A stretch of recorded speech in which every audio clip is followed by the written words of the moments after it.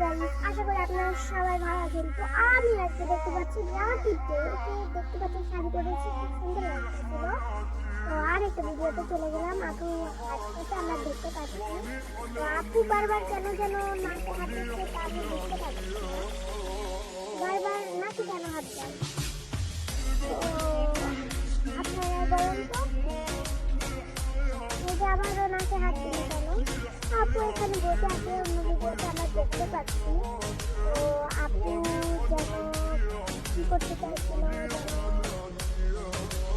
তার মনে হয় চুল কাটছে, মানে মাথায় হাত দেয়। দেখতে পাচ্ছি এরপরে আপুর নাকে যে কেন হাত দিল সেটা আমি বুঝতে পারলাম না। আপনারা অবশ্যই কমেন্টে বলবেন। তো আপু